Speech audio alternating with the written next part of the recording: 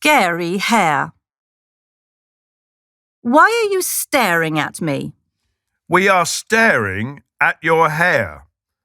It looks scary. Don't ever dare to criticize my hair. But we are your parents. When you came home last year, it looked fair and healthy. And now? Well, I don't really care. I like the way I wear it. Claire, let's be fair. Are you aware that you're losing your hair? Look over there. Oh dear. I wasn't aware. I despair. Good hair has become so rare.